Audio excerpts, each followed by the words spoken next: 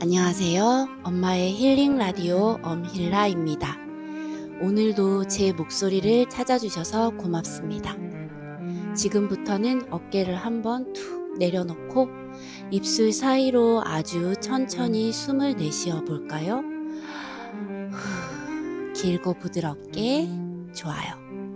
오늘 들려드릴 이야기는 안개가 자주 깃드는 산 까막산에서 시작합니다. 무서움과 다정함이 한 자루에 담겨 흔들리는 밤, 그 사이로 고요하게 지나가던 호랑이 한 마리의 이야기입니다.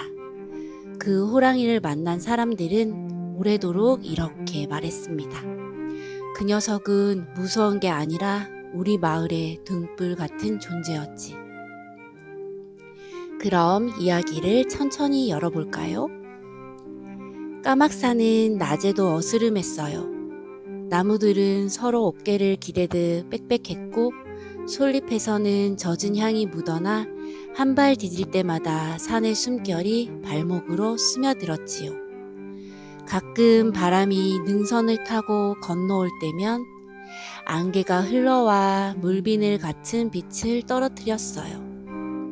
그 안개가 걷히면 마치 누군가 지나간 자리에만 아주 얇은 길이 반짝이며 남곤 했죠.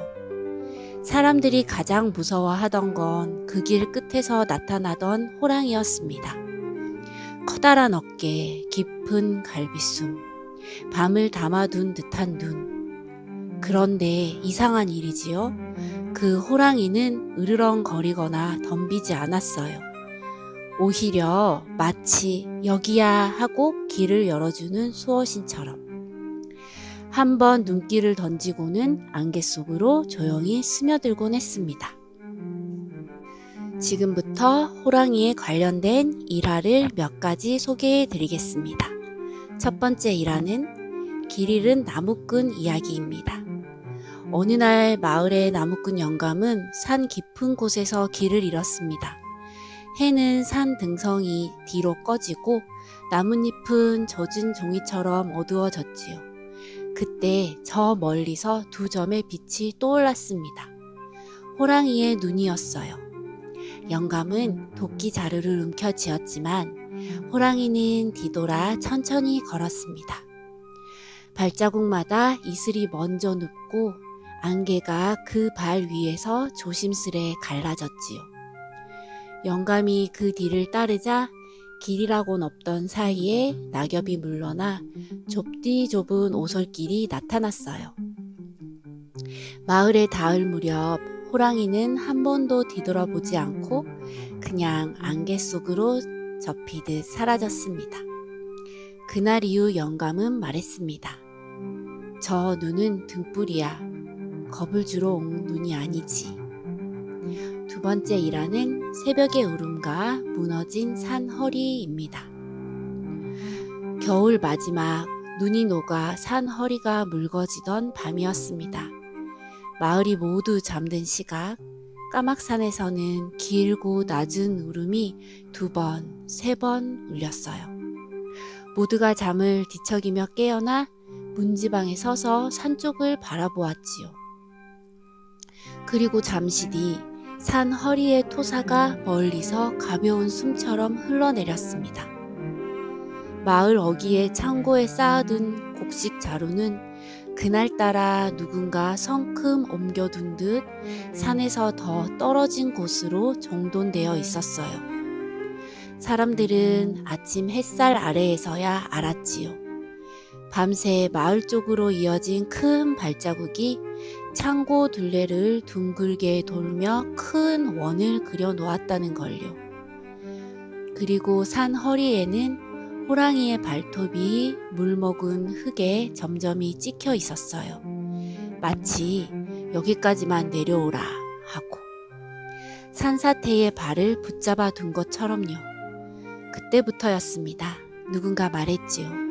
저 울음은 무서운 소리가 아니야. 우릴 깨우는 종소리지. 세 번째 일화는 눈 속의 아이와 따뜻한 발자국입니다.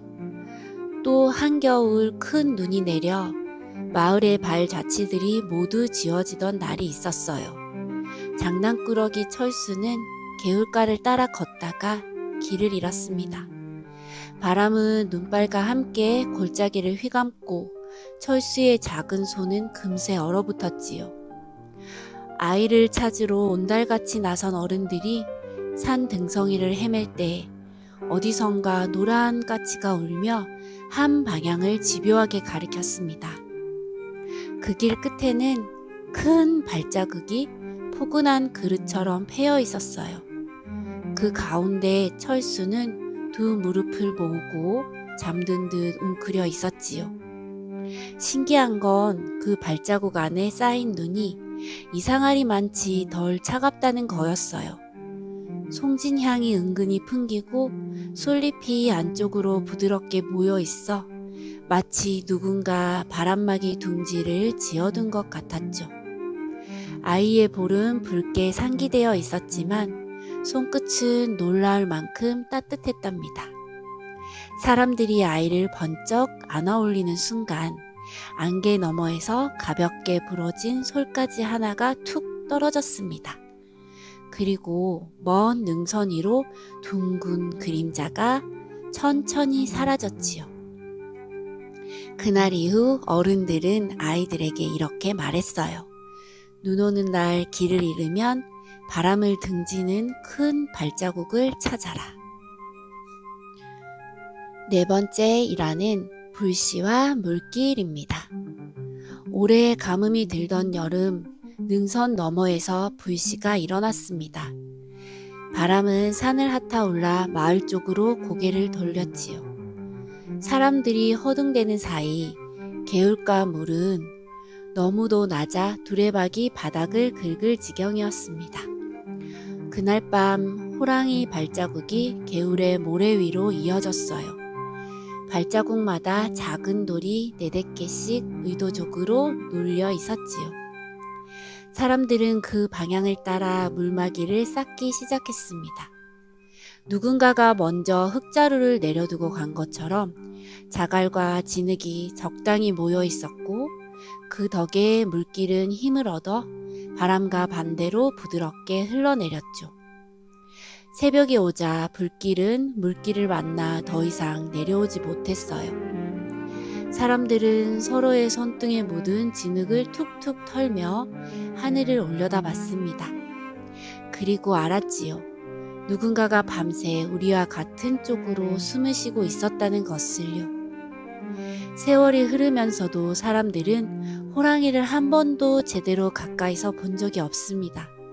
항상 안개와 바람, 물비늘과 솔향 너머였지요. 그런데도 모두 알았어요. 누군가가 먼저 길을 걷고 먼저 바람을 등지고 먼저 울타리를 그어준다는 것을요. 아이들은 자라서 어른이 되었고 어른들은 손주들의 손을 잡고 저녁마다 정자나무 그늘에 앉아 이야기했지요. 무서움이 꼭 해를 끼치는 건 아니란다. 때로 무서움은 옳은 방향을 가리키는 표지판일 뿐이지.